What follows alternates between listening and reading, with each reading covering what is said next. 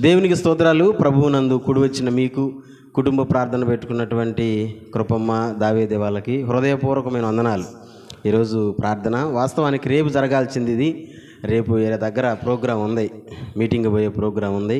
అందుకని ఈరోజే ముందుగానే పెట్టేయడం జరిగింది. చాలా సంతోషం, మీరందరూ వచ్చారు, చక్కగా స్తుతిస్తున్నారు. నాకు అది చాలా సంతోషం. రైట్, ఈరోజు కృపమ్మ వాళ్ళ కుటుంబంలో ఒక మంచి సందేశాన్ని ఇవ్వమని దేవుడు నా హృదయంలో ప్రేరేపణిచ్చాడు. ఆ సందేశాన్ని మీకు నేను వినిపిస్తూ ఉన్నా. మరి ఆ మాటలు వినకముందు ఒక చిన్న పాట అందరం కలిసి పాడుకుందాం. ఒక చిన్న పాట అందరం కలిసి పాడుకుందాం. మీరు ఎంతవరకు గట్టిగా స్వరం ఇప్పగలరో గట్టిగా స్వరం ఇప్పండి. ఎంతవరకు గట్టిగా చప్పట్లు కొట్టగలరో అంతవరకు గట్టిగా చప్పట్లు కొట్టండి. డ్రమ్ములు కొద్దిగా నిదానంగా కొట్టండి, చప్పట్లు కొద్దిగా గట్టిగా కొట్టండి. రెడీ? స్తోత్రం. అది మనందరికి వచ్చినటువంటి పాట, కలిసి పాడుకుందాం. బాధలలో మంచి బంధువువైనావు, వ్యాధులలో పరమ వైద్యుడవైనావు. కొట్టు, చప్పట్లు కొట్టు గట్టిగా. అదేవిధంగా స్వరం ఇప్పి పాడపాడండి. బాధలలో మంచి బంధువువైనావు, వ్యాధులలో పరమ వైద్యుడవైనావు. చీకటి బ్రతుకులో దీపము నీవై, పాపములన్నీయు కడిగిన దేవా. చీకటి బ్రతుకులో దీపము నీవై, పాపములన్నీయు కడిగిన దేవా. నా హృదిలో ఉదయించిన నీతి సూర్యుడా, నా బ్రతుకు దినములెల్ల నిన్ను వేడెదా. నా హృదిలో ఉదయించిన నీతి సూర్యుడా, నే బ్రతుకు దినములెల్ల నిన్ను వేడెదా. ఎన్నో ఎన్నో మేలులు చేశావయ్యా, నిన్నే నిన్నే స్తుతింతును యేసయ్యా. ఎన్నో ఎన్నో మేలులు చేశావయ్యా, నిన్నే నిన్నే స్తుతింతును యేసయ్యా. ఎన్నో మేలులు చేశాడు దేవుడు మన జీవితాల్లో. ఇంకా చేస్తూనే ఉన్నాడు, చేస్తూనే ఉంటాడు కూడా. విశ్వాసంతో దేవుని స్తుతిద్దామా? మేన్. శోధనలో సొంత రక్షకుడైనావు, శ్రేష్ఠ ప్రేమ చూపు స్నేహితుడైనావు. శోధనలో సొంత రక్షకుడైనావు, శ్రేష్ఠ ప్రేమ చూపు స్నేహితుడైనావు. హృదయ వేదన తొలగించినావు, కృపాక్షేమముతో నడిపించినావు. హృదయ వేదన తొలగించినావు, కృపాక్షేమముతో నడిపించినావు. నా కోసం భువికొచ్చిన దైవమానవా, నే బ్రతుకు దినములెల్ల నిన్ను వేడెదా. నా కోసం భువికొచ్చిన దైవమానవా, నే బ్రతుకు దినములెల్ల నిన్ను వేడెదా. ఎన్నో ఎన్నో మేలులు చేశావయ్యా, నిన్నే నిన్నే స్తుతింతును యేసయ్యా. ఎన్నో ఎన్నో మేలులు, నిన్నే నిన్నే స్తుతింతును. పాడాలా?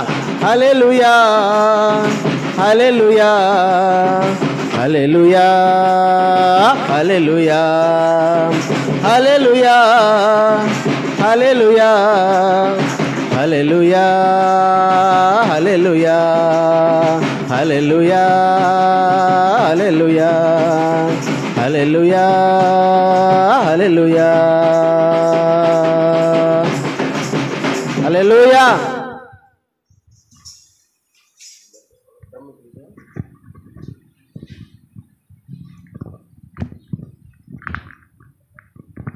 ఒకసారి బైబిల్ చూడండి, ఇర్మియా గ్రంథం చూడండి. ఈరోజు దేవుడు మనతో మాట్లాడినటువంటి కొన్ని మాటలు. ఇర్మియా 6వ అధ్యాయం చూడండి, 16వ వచనాన్ని ఫుల్ స్టాప్ దాకా చదవండి చాలు. ఫుల్ స్టాప్ దాకా 6వ అధ్యాయం 16వ వచనాన్ని ఫుల్ స్టాప్ దాకా చదవండి చాలు. ఇర్మియా గ్రంథం 6వ అధ్యాయం 16వ వచనం.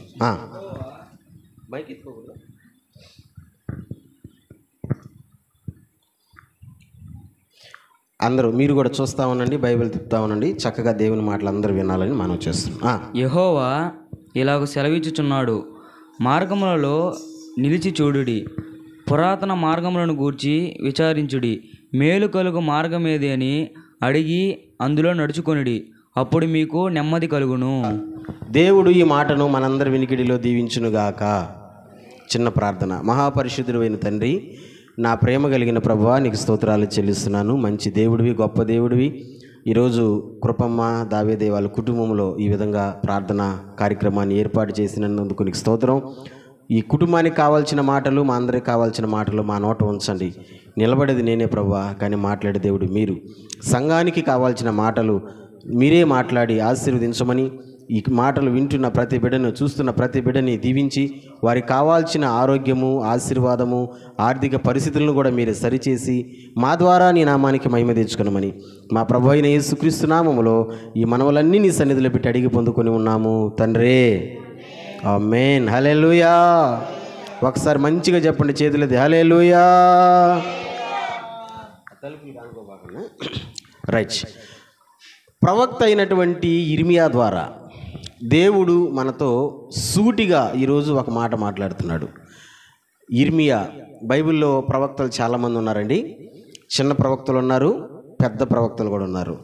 ఇర్మియా ఏ కోవలోకి వస్తాడంటే పెద్ద ప్రవక్తల కోవలోకి వస్తాడు. ఇర్మియా ద్వారా దేవుడు మనతో ఒక అమూల్యమైన ఒక మాట చెప్తున్నాడు. ఏం చెప్తున్నాడంటే, ఒక మనిషికి లేదా ఒక కుటుంబానికి మేలు జరగాలంటే, మళ్ళీ చెప్తున్నా, ఒక ఇంటికి లేదా ఒక కుటుంబానికి మేలు జరగాలంటే వాళ్ళు ఎంచుకునే మార్గాన్ని బట్టి అది ఉంటుందంట. మీకు అర్థమవుతుందంటారా?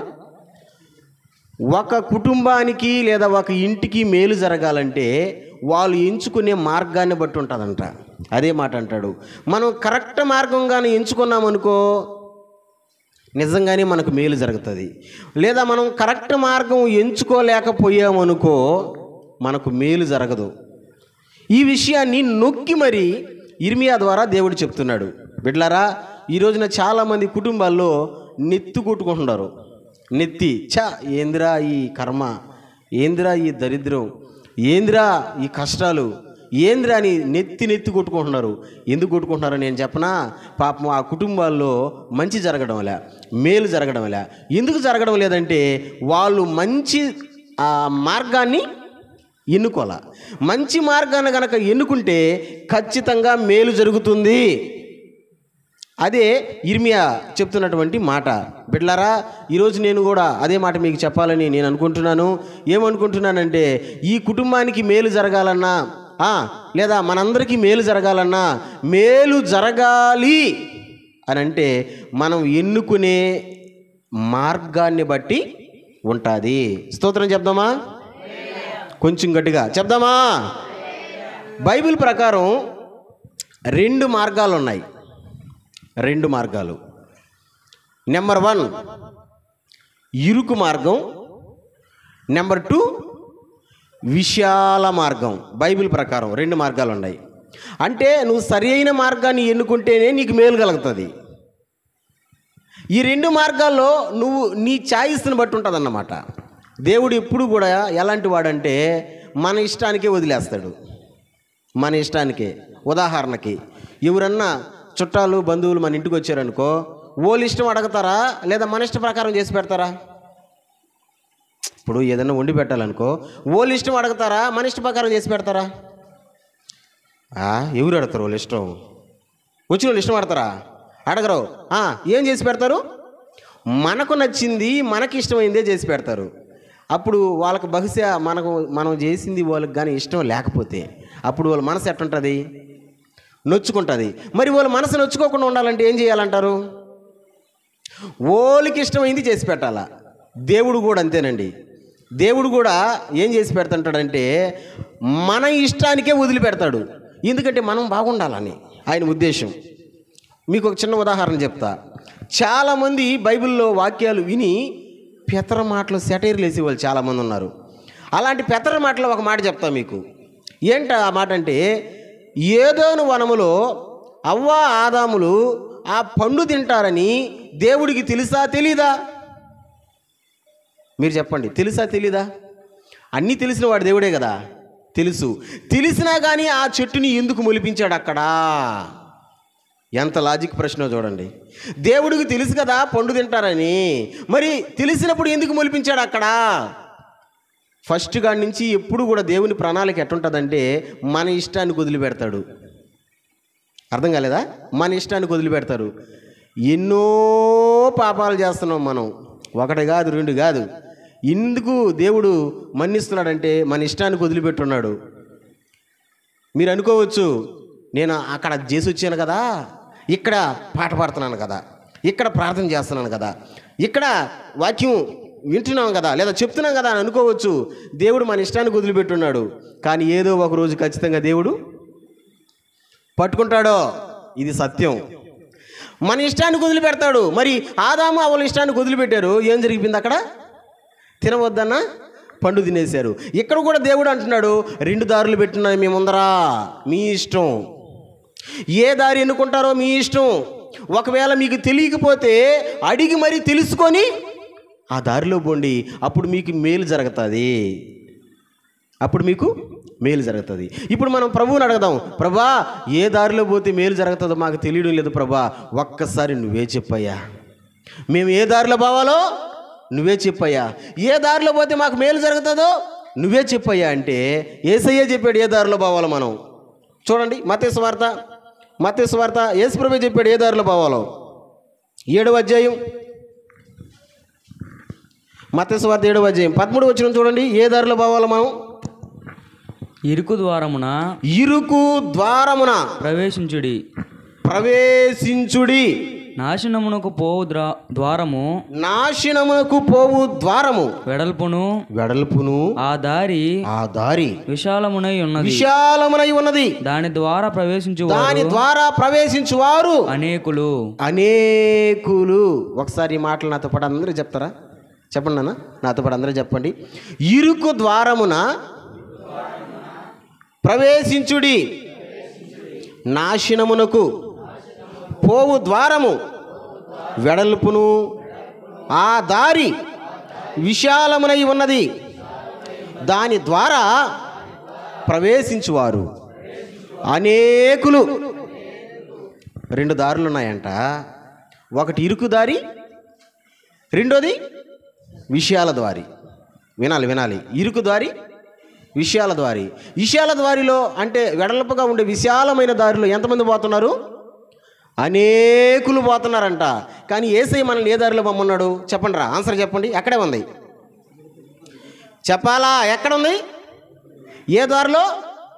సూపర్. నీకు మేలు కలగాలంటే, దేవుడి ద్వారా నీకు మేలు కలగాలంటే ఏ దారిలో పోవాలా? ఇరుకు దారిలో పోవాలా? హల్లెలూయా. మీకు అర్థమవుతుందంటారా? ఏ దారిలో పోవాలంట?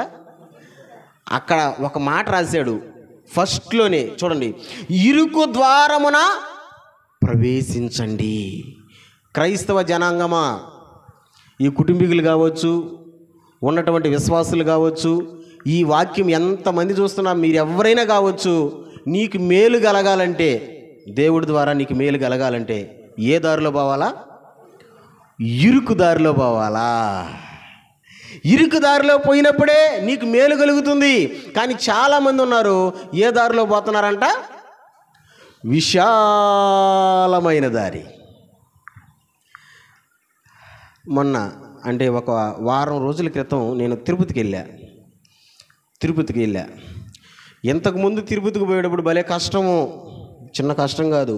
ఎందుకంటే ఒకే రోడ్డు ఉండింది, ఓవర్టేక్ చేసుకుంటూ పోవాలంటే చాలా కష్టం. ఇప్పుడు తిరుపతికి పోవాలంటే నాకు భలే ఇష్టం ఇప్పుడు ప్రజెంటు. ఎందుకు చెప్పండి?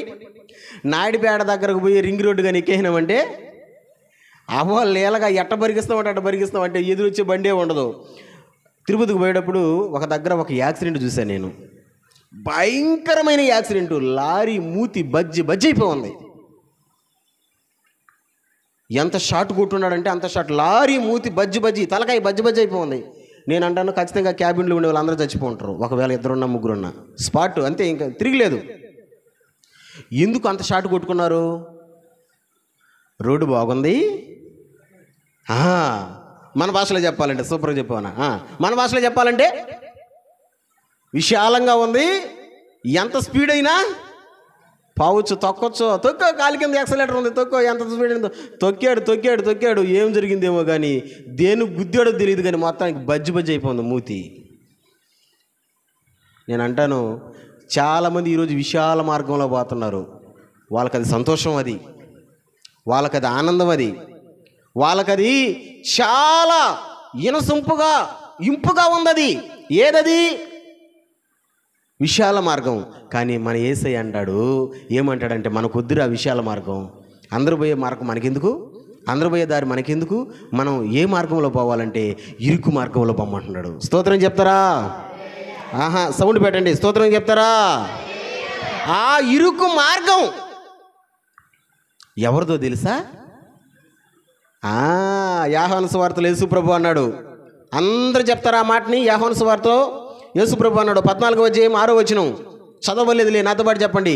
నేనే మార్గమును.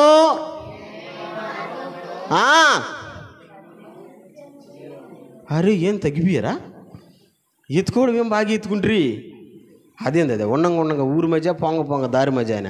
ఓహో, నేను చెప్తేనే చెప్తారా బంగారు కొండలారా? నేను చెప్తున్నా, నాతో పాటు చెప్పండి. నేనే మార్గమును, సత్యమును, జీవమును.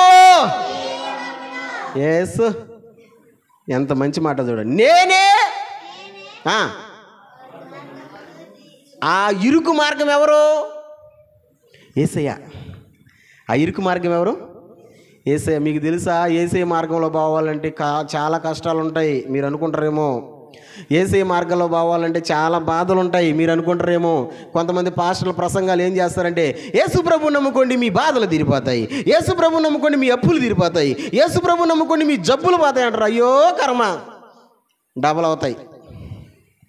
ఎందుకంటే ఈ మార్గం ఏ మార్గం చెప్తే కదా. ఏ మార్గం?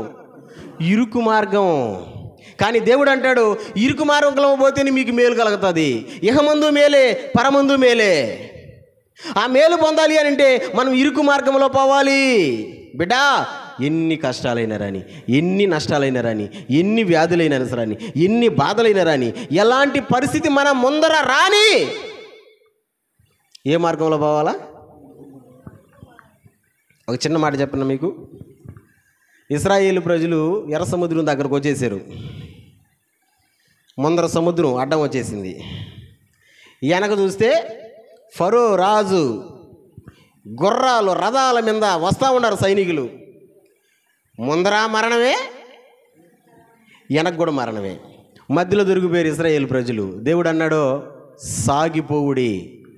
ముందర సముద్రం అంటున్నారు కదా, మీరు భయపడిపోయారు కదా, భయపడబాకండి. నేను చెప్తున్నా, సాగిపోండి, పోండి సముద్రంలోకే. ఇప్పుడు మీరు చెప్పండి, ఇప్పుడు మిమ్మల్ని సముద్రంలో పోండి మీరు పోతారా?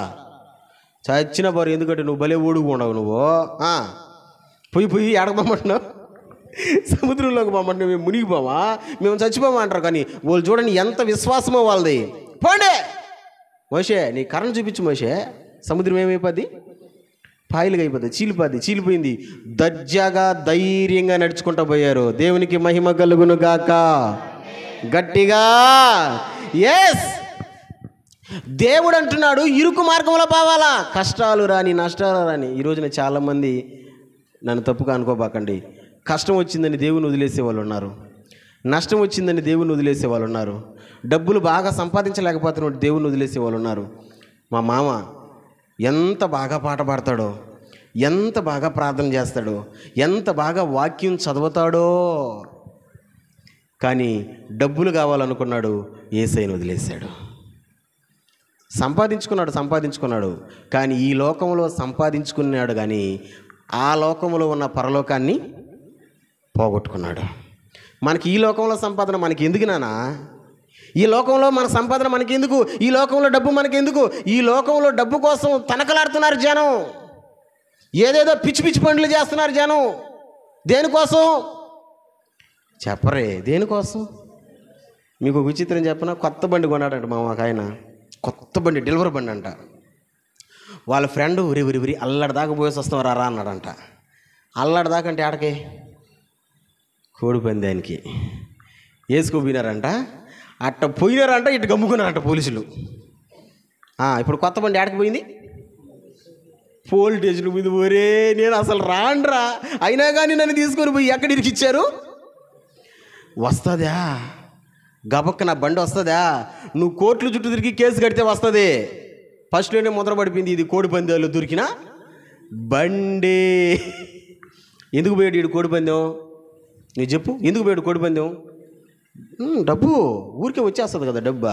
దాని మీద ఒక 10,000 పెట్టేస్తే గెలిచేసినావంటే మన డబ్బు. ప్యాకెట్ పిచ్చోళ్ళు ఎంతమంది లేరు?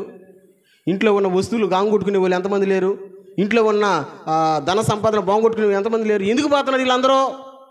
అన్నా మనం కష్టపడుతున్నాం కదా అన్నా, మనం కష్టపడవాలా? ఎంత కష్టపడుతున్నాం భయ్యా? ఒకరోజు సంపాదించాలి 500 సంపాదించాలంటే ఎంత? ఉదయం పోయి మా బిడ్డలు అల్లాడిపోతుంటారు, ఆటోలు తీసుకోపోతుంటారు. నేను అసలుకి ఒక్కొక్క రాతే నాకు కళ్ళు తిరిగిపోతున్నాయమ్మా అని ఆటోగాడికి వచ్చి పడిపోతున్నారు. ఎంత కష్టమో. అరే మాకు ఆకలేస్తుంది అంటారు కొంతమంది. ఒకసారి నేను జాలి తెలిసి నా జోబులో ఉన్న డబ్బులు తీసుకొని వచ్చి బిస్కెట్లు ప్యాకెట్లు కొనిచ్చిన రోజులు ఉన్నాయి, వాటర్ ప్యాకెట్లు తీసిచ్చిన రోజులు ఉన్నాయి. ఎందుకంటే బిడ్డలు ఆకలితో ఉన్నారు, దాహంతో ఉన్నారని. కానీ వీళ్ళంతా అడ్డదారులు ఎందుకు దొక్కుతున్నారు? తొందరగా డబ్బులు సంపాదించాలని. నేను అంటాను, ఎందుకు నానా? రేపు మనం చచ్చిన తర్వాత మనతో పాటు వస్తుందా? అందుకనే ఒక పాట నేను చాలాసార్లు పాడుతూ ఉంటా. ఏంటో తెలుసా? చచ్చిపోయిన తర్వాత మనతో పాటు ఏం తీసుకోపోలేమంట? తీసుకొని పోలేవు పూచిక పుల్లైనా ఒక చిగురు పుల్ల కూడా తీసుకోపోలేము. ఎందుకు అడ్డదారులు? ఎందుకు అనవసరం? ఎన్ని విశాలమైన మార్గంలో పయనించే వాళ్ళు చాలామంది ఉన్నారు. కానీ యేసు ప్రభు అన్నాడు, మనకు అలాంటి మార్గం కాదు కావాల్సింది. నేనే మార్గము, సత్యము, జీవము.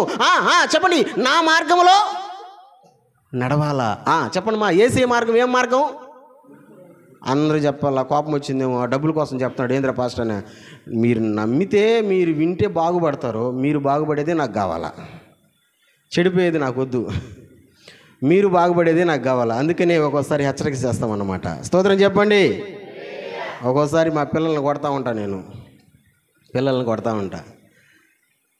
ఎక్కువ శాతం మా చిన్నోడిని ఎక్కువ సార్లు కొడతా ఉంటా. ఆయన నా మీద పగ పెంచుకోకూడదు. ఎందుకు కొట్టాడని ప్రశ్నించుకోవాలా, ఎందుకు తిట్టాడని ప్రశ్నించుకోవాలా. అప్పుడు జీవితం బాగుపడుతుంది. ఆయన ఎప్పుడు కొడతా ఉంటాడు అనుకుంటే అర్థం చేసుకోవాలా. తండ్రి శిక్షించిన కుమారుడు జ్ఞానము గలవాడగును. స్తోత్రం చెప్పలేదే? దేవుడు గద్దించినా, దేవుడు తిట్టినా, దేవుడు కొట్టినా దేనికోసమంట? జ్ఞానము కలిగిన వాడు. రైట్. ఈ లోకంలో ఉన్నటువంటి విషయాల దారి మనకొద్దు. ఏ దారిలో పోవాలంటే యేసయ్య దారి. ఆ దారిలో పోయినప్పుడు మనకు మేలు కలుగుతుంది. యేసయ్య దారిలో పోయినప్పుడు మేలు కలుగుతుంది. అది విశాలమైన దారి కాదు, అది ఏం దారి? ఇరుకు దారి. ఇప్పుడు ఎలాంటి మేలులు చేస్తాడు దేవుడు ఇరుకు మార్గంలో పోతే?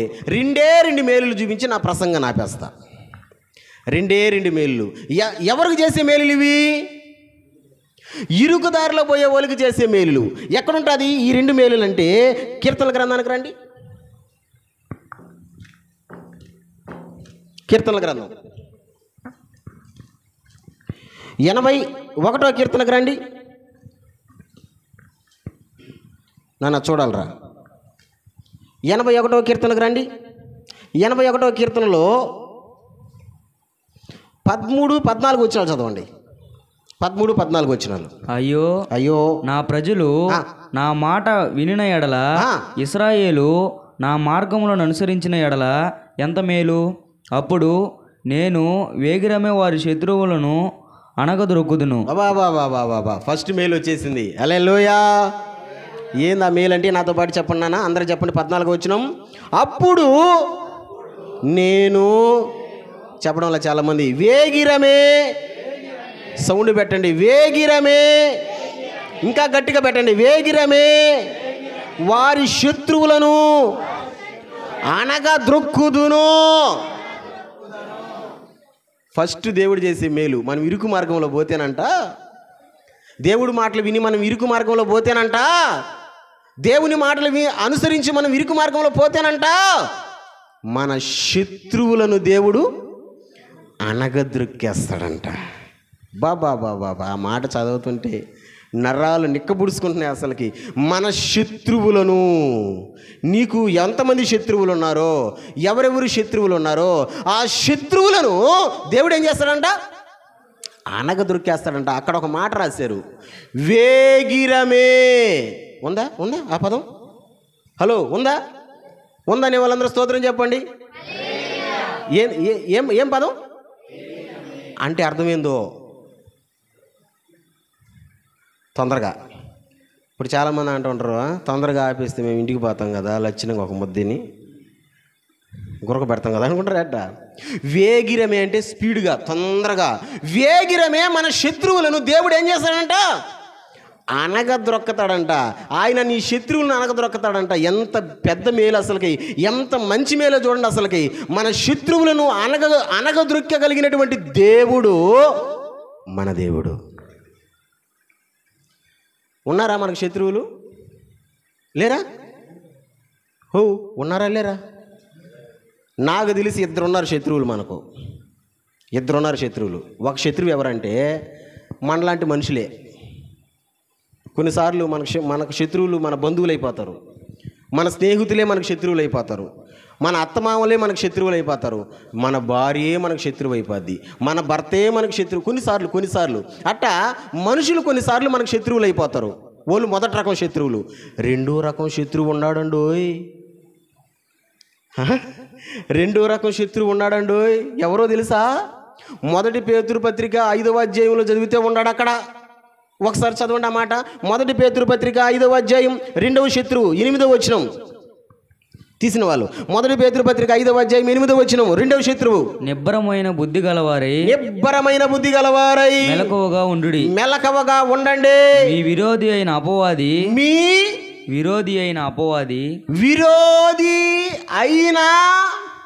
అపవాది. ఒకసారి ఈ పదం నాతో పాటు అందరూ చెప్పండి. హలో, సౌండ్ రావడం లేదా? మీ విరోధి అయిన అపవాది. ఇప్పుడు చెప్పండి, రెండో శత్రువు ఎవరో? విరోధి అంటే ఎవరా? ఓడే శత్రువు. విరోధి అంటే ఎవరా? శత్రువు ఓడే. మా విరోధులోళ్ళు అని అంటాం కదా కొన్నిసార్లు మనం. విరోధులు అంటే ఎవరు? శత్రువులు.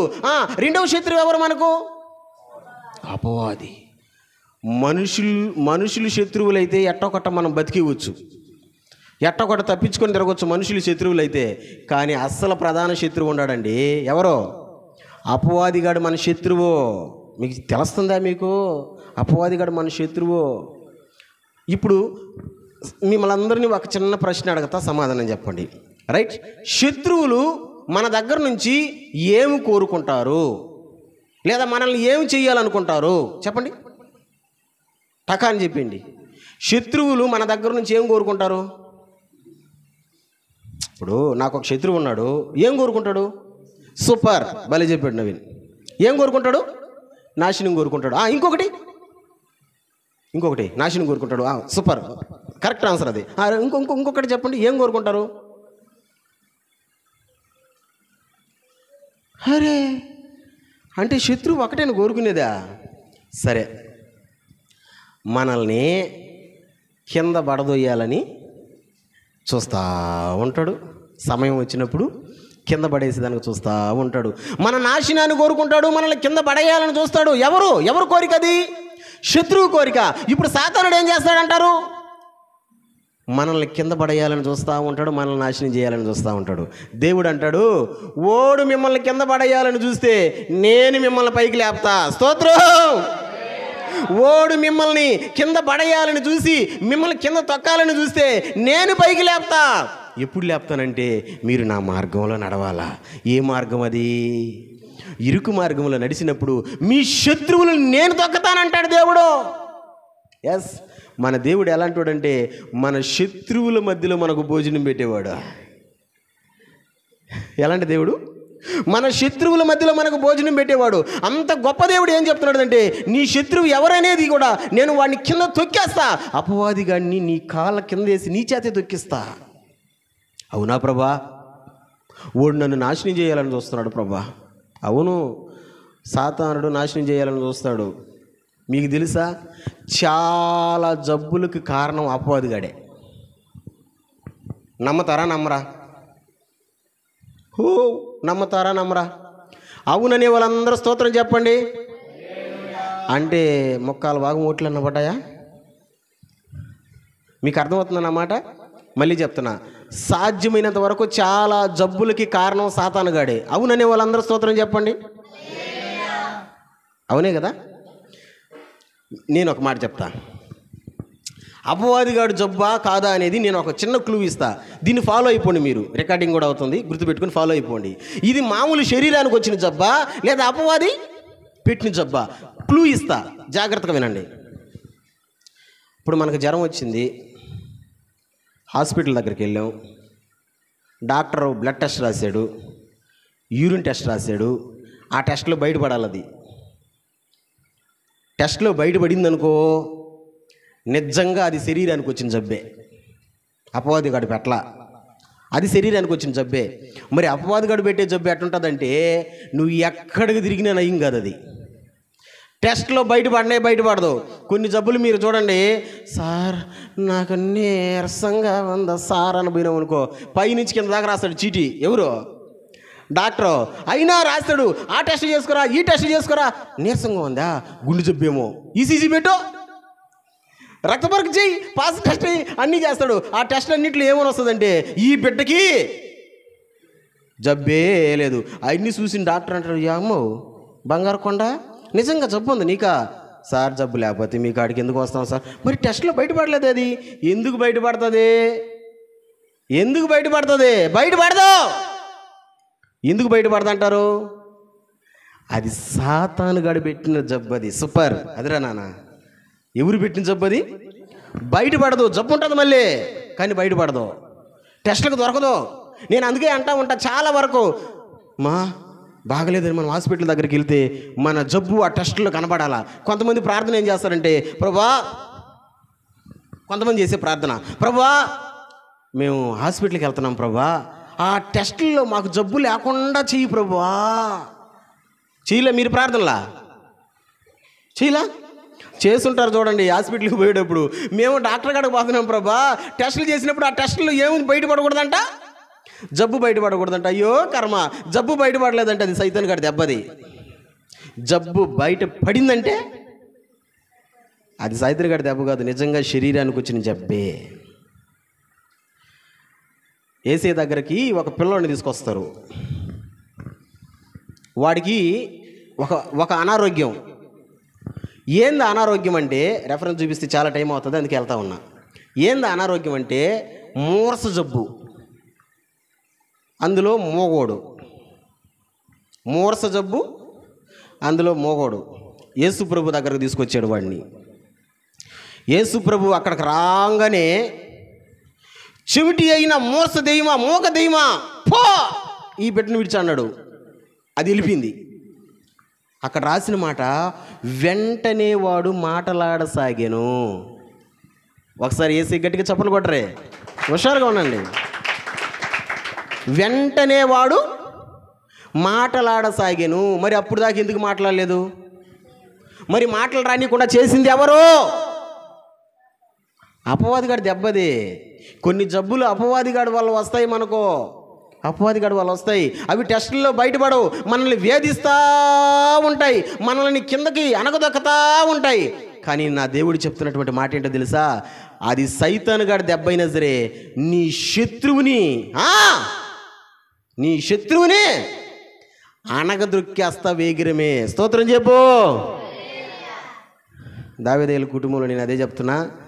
అది ఏ జబ్బు అయినా సరే, అది శరీరానికి వచ్చిన జబ్బా లేదా సైతానుగాడికి ద్వారా వచ్చినటువంటి జబ్బా, అది ఏదైనా సరే మనము ఇరుకు మార్గంలో ప్రయాణిస్తూ ఉంటే, దేవుని మాట విని దేవుని మాటకు లోబడి అనుసరించి మనం నడుస్తూ ఉంటే, శత్రువును కూడా ఏం చేస్తాడంట? అనగదొక్కుతాడంట. ఎగురుతున్నది విజయ పతాకం అనే పాటలో ఒక చరణం ఉంటుంది. ఏంటి ఆ చరణం అంటే, వ్యాధుల బలము నిర్మూలమైనది, జయ పొందెడి నామము నమ్మినప్పుడే. వ్యాధుల బలం, అది ఏ వ్యాధి అయినా కానీ, నేను చెప్తున్నానుగా 2 రకాలైన వ్యాధులు. చెప్పండి, శరీరానికి వచ్చే వ్యాధి, సాధారణ ద్వారా వచ్చే వ్యాధి. ఏదైనా సరే నీ శత్రువుని అనగదొక్కతానన్నాడు, అది మనకు దేవుడు చేస్తున్న మొదటి మేలు. స్తోత్రం చెప్పండి. రెండో మేలు ఒకటి చెప్పేసా, దేవుడు మనకు కలుగు చేసే మేలు ఎప్పుడు కలుగు చేస్తాడంటే, మనం ఇరుకు మార్గంలో పోయినప్పుడు మనకు కలుగు చేసే మేలు. రెండో మేలు లాస్ట్ వచనం చదివండి, లాస్ట్ వచనం 81వ కీర్తనలో లాస్ట్ వచనం. రెండో మేలు లాస్ట్ వచనం, అతి శ్రేష్టమైన గోధుమలను అనుగ్రహించి నేను వారిని పోషించుదును. అబా బాబా బాబా కొరవ కంటిన్యూ. కొండ తేనెతో నిన్ను తృప్తిపరచుదును. ఫస్ట్ మాట కదా అది. అతి శ్రేష్టమైన గోధుమలను అనుగ్రహించి ఏం చేస్తాడంట, పోషించదను. ఒకసారి చెప్పండి, పోషించదను. చెప్పడం లేదు మీరు, ఏ మాట గట్టిగా తగిలింది మీ హృదయానికి, తగిలితే మారిపోండి యేసు నామంలో. ఎవరైనా కానీ ఈరోజు మారిపోని బతుకు బాగా అయిపోద్ది అంతే, మారిపోని బతుకు బంగారం అయిపోద్ది అంతే. మారింది పాస్టర్ మీద కక్షి కట్టేవంటి ఇంకా జగజారిపోతారు అంతే. రైట్, దేవునికి స్తోత్రం చెప్పండి. రెండవ మేలు ఏంటంటే, దేవుడు మనకు చేసేది పోషించదను. ఏం పెట్టి పోషిస్తాడంట, అతి శ్రేష్టమైన గోధుమ. మీకు తెలుసా, మనం ఎప్పుడైనా గోధుమలు తింటామా? ఎప్పుడు తింటాం? పాని గోధుమలతో ఏం చేసుకొని తింటాం, అదైనా చెప్పండి. చపాతి, సూపర్. ఇంకా పూరి, ఇంకా దోశ అంట, మా పాస్టర్ చెప్తుంది దోశ. ఇంకా మెయిన్ అయింది రాలేదే, మెయిన్ అయింది ఒకటి ఉంది చూడండి, గోధుమలతో చేసేది. మీరు క్యాచ్ చేయలేకపోతున్నారే. జ్వరం వచ్చినప్పుడు తింటామే. అమ్మో నాకు జ్వరం వచ్చిందమ్మా, రాత్రికి నేను ఏమి తినకూడదు, అన్నం తినకూడదమ్మా. ఏమి తినాలా? పెరుగా. పెరుగు కాదురా బంగారు కొండ. ఏందది? రొట్టి. జ్వరం వచ్చినప్పుడు తింటాం మనం. కానీ అమెరికా వాళ్ళు చూడండి, రోజు అయ్యే తింటారు. ఎందుకంటే దేని చేత తయారు చేయబడింది అది? గోధుమ చేత తయారు చేయబడినది ఏదైనా సరే మనకు శ్రేష్టమైనది, అది మనకు మంచిది, మన బాడీకి మంచి చేస్తుంది. కానీ మనం 5 దినం మనం ఏమి తింటామో తెలుసా? చట్నీయా, మసూరా బియ్యం, మొలగొలకలు బియ్యం. ఆ బియ్యం ఎట్టుంటాయంట, తీయంగా ఉంటాయి. ఆ బియ్యం తినే ఎట్టుండేది మనం. షుగర్లు వచ్చా, బీపీలు వచ్చా, కాసేపు ఉన్నామంటే తలకాయ గర్రని తిరిగి డమాని పడిపోతుంది. ఎందుకు వచ్చింది జబ్బు? ఈ మసూరా బియ్యం తినే వాళ్ళకి ఇవన్నీ వచ్చేది. నిజంగానే అతి శ్రేష్టమైన గోధుమలను అనుగ్రహించి నేను పోషించదును. దేవుడు అంటున్నాడు. రెండవ మాట, రెండవ విషయం ఏంటంటే, నేను మిమ్మల్ని పోషిస్తా అనా. మన నాన్న మన అమ్మ ఒక్కోసారి పోషిస్తారు మనల్ని. పోషించరా? చెప్పండి, పోషించరా? మా ఇంట్లో మా పిల్లలు నీనింది. 3వ సంతానం జాస్తి వచ్చింది. మీరు అందరూ పురుడిగా అయిపోయినట్టుంది. ఆ ఇంట్లో గురించి బయటకు కూడా తీసుకొచ్చేసింది. ఈరోజు ఫస్ట్ సారి ఆ పిల్లలకి భోజనం ఎత్తుకుపోయింది. అది ఏం భోజనంరా?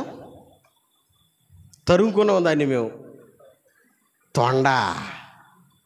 దాని బిడ్డలకి ఇష్టమైన భోజనం ఎత్తుకుపోయింది తొండ. ఎందుకంటే తొండను పట్టుకోపోయి ఇచ్చింది. పెద్దోడా నువ్వు తలకాయ తిను, నడుపోడా అంటే నేను మగవాళ్ళని చెప్తా, ఇది మగవాళ్ళు ఆడ మనకు తెలియదు కదా. రెండోవాడా నువ్వు మధ్యలో దాన్ని తిను. నువ్వు చిన్నుడు కాబట్టి ఒక్కరో తోకని తిని అడ్జస్ట్మెంట్ చేసుకో అన్నట్టుగా ఎత్తుకోపోయి పెడతా ఉంది. మన తల్లిదండ్రులు కూడా పెడతారు మనకు.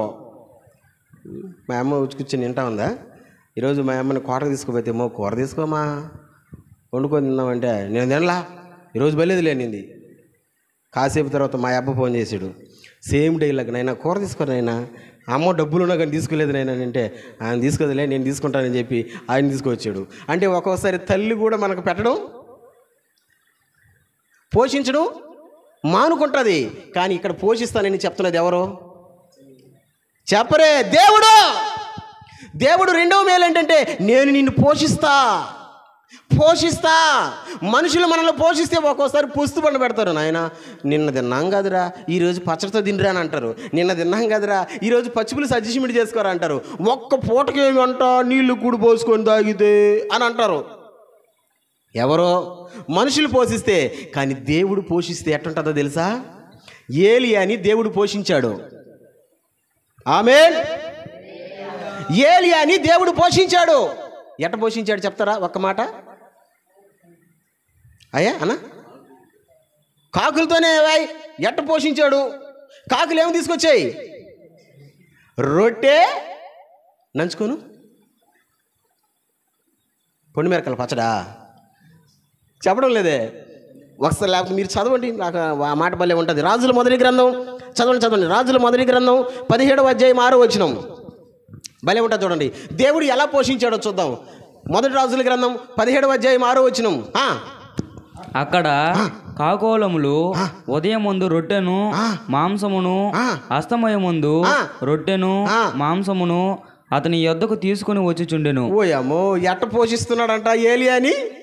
ఉదయమందు రొట్టె మాంసము, సాయంత్రం రొట్టె. కాంబినేషన్ ఎట్టుంటుందా? పూరికి మాంసానికి కాంబినేషన్ చెప్పండి, లేదా చపాతీకి కాంబినేషన్కి చెప్పండి. సూపర్గా ఉంటుంది కదా.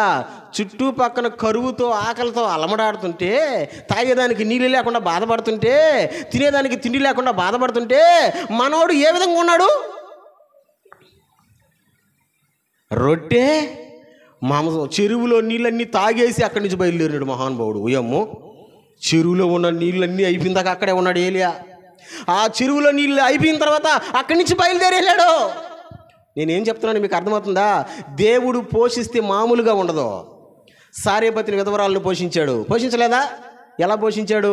కరువు తీరిపోయేదాకా తొట్టిలో ఉన్న పిండి అయిపోలేదు, బుడ్డిలో ఉన్న నూనె అయిపోలేదు. ఆయన పోషిస్తే అలాగుంటుంది. మనోళ్ళు పోషిస్తే, మనోళ్ళు పోబెడితే, నేను ఇందా చెప్పానే నిన్న తిన్నాం కదరా, ఈరోజు ఎందుకని అంటారు. లేదు 2 రోజులు తిన్నాం కదా, ఒకరోజు బాండాలతో సర్దుకుండేవా అని అంటారు. కానీ ఇక్కడ సర్దుకునేవాడు కాదు. మా దేవుడు ఏమంటున్నాడు తెలుసా? నేను మిమ్మలను పోషించదను. పాత యేసన్న పాట, ఒక పాట గుర్తొస్తుంది నాకు. నాన్న పాడతారా? ఎత్తిస్తా, మీరే పాడాలా. పాడతారా?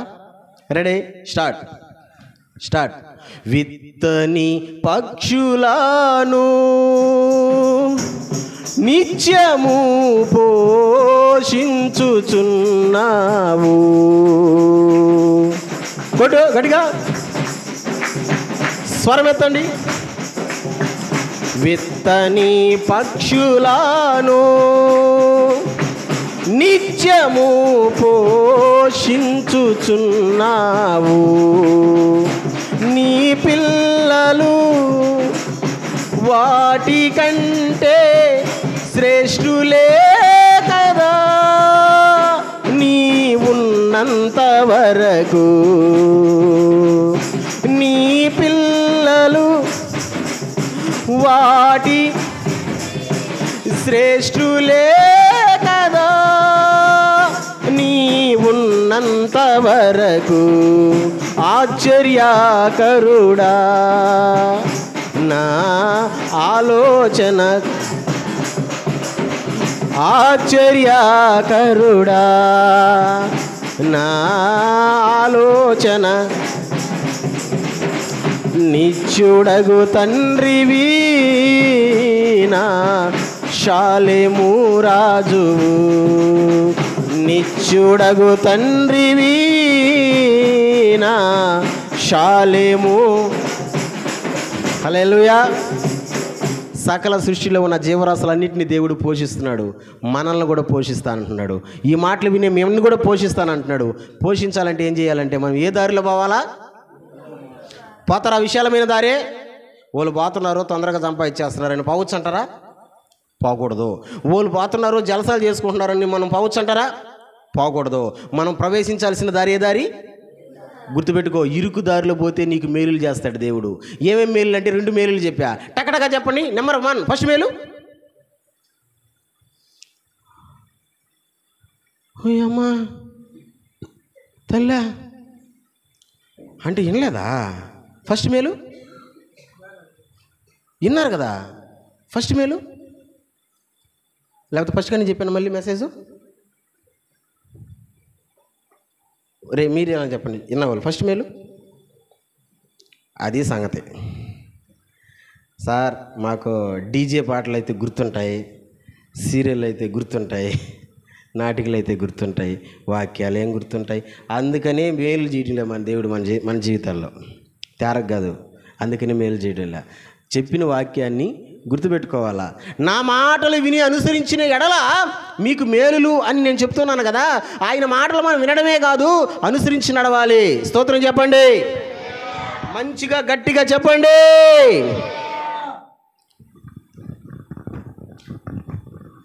దేవుడు మనల్ని ఇరుకుదారుల్లో పోతే మనల్ని 2 మేలులు చేస్తానన్నాడు.